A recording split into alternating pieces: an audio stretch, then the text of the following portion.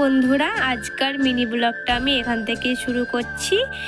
আর এখন বাজে 9:30 আর আমাদের চাটা সব খাওয়া হয়ে গেছিলো। আর এখানে দেখো আমার বোন মেহেন্দি পড়ছিল। কালকে তো ওদের লবণ, মাদের এখানে লবণ বলে আমরা এসেছি মাদের বাড়ি। আর এখানে দেখো বর্মা এসছে বলে বর্মা বোনকে নিয়ে দাঁড়িয়েছিল। আর ও দেখো মোটরসাইকেল বার করে নিচ্ছে, কারণ আমরা যাচ্ছি বাজারে। আর কেন বাজারে যাচ্ছি, কারণ মাদের তো লবণ বললাম, তাই জন্যে বাজার আমরাই এসেছি। আর এখানে দেখো আমার লাভবার মেয়েটাও এসেছিলো আমাদের সঙ্গে। আর আমরা দেখো চলে এসেছি। আর দেখো এবার আমরা বাজারের ভিতরে ঢুকে নেব। আর সবের প্রথমে আমরা চলে এলাম টমেটোর এখানে বিক্রি করছিল, তাই টমেটো নিতে। তার টমেটো শুধালাম, তা অনেক দাম বললো বলে আমরা চলে এলাম বাজারের ভিতরের দিকে। আর বাজারে দেখো কত ভিড়, কি বলবো, প্রচণ্ড ভিড়ের জন্য ঢোকাই যাচ্ছিল না। আর আমি ভাবছি যে আমি এতগুলো বাজার কীভাবে করব, আমি কোনোদিনও এত বাজার করিনি, আজই প্রথম এসেছি।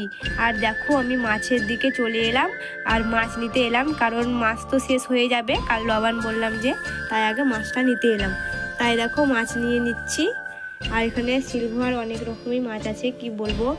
আর আমি মাছ নিয়ে নিলাম ছোট পোহনা মাছগুলো। তোমরা হয়তো বলবে ছোট মাছটা কেন নিলাম, ছোট মাছটা আজকের জন্য নিলাম, আর কালকে লবণ, তাই বড় মাছ আমি ওখানে নিয়ে নেব। আর এখানে ভিড়ের জন্যে খুব ঢেলামেলা হচ্ছে বলে ভালোভাবে আমি ক্যামেরা ভিডিওটা করতে পারছি না, তোমরা কিন্তু কিছু মনে করো না।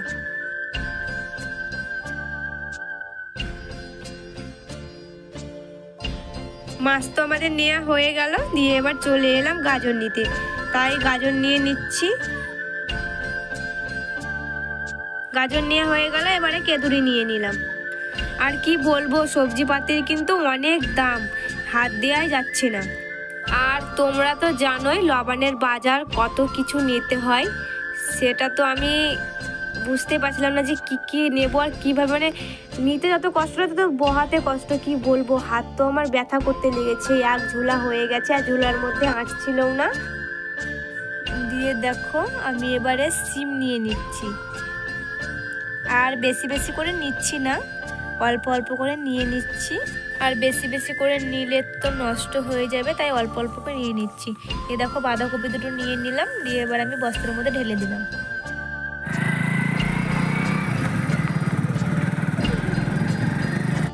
আমরা বাড়িও চলে এসেছি।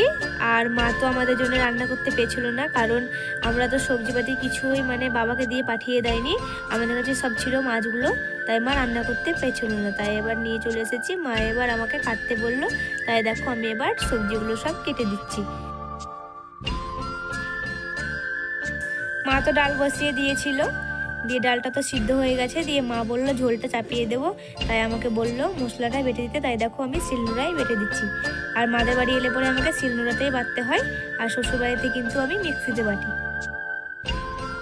আমার তো মশলাটা বাটা হয়ে গেল, দিয়ে মাকে আমি দিয়ে দিলাম। আর দেখো মাছগুলো তো এনেছিলাম কালকার জন্য, তোমাদের তো মাছটা দেখাই হয়নি। দেখো কত বড় মাছ নিয়ে এসেছিলাম, কিন্তু ওদের কাছ থেকে মাছটা কেটে নিয়ে এসেছিলাম, তাই দেখো আমি বেছে নিচ্ছি। মাছ বেছে তো আমি মাকে দিয়ে দিলাম। আর দেখো মা মাছ ভাজতে শুরু করে দিয়েছি। আর আমরা ভাত টাত খেয়ে নিয়েছি, দিয়ে দেখো আমরা বিকেলবেলায় চলে যাচ্ছি দুনিগ্রাম। আর কেন যাচ্ছি দুনিগ্রাম দেখতেই থাকো। আমি দুনিগ্রাম এসেছি বিউটি পার্লারে।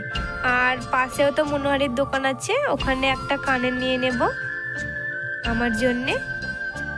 তাই দেখো চলে এলাম আমি মনোহারির দোকানের দিকে। দিয়ে দেখো অনেক তো ভিড় ছিল, ভিড়টা খানিক কমেছে। তাহলে ঠিক আছে বন্ধুরা, মিনি ব্লগটা আমি এখানেই শেষ করলাম। আর মিনি ব্লগটা যদি তোমাদের ভালো লাগে তাহলে একটা লাইক ও সাবস্ক্রাইব করে দিও তোমরা।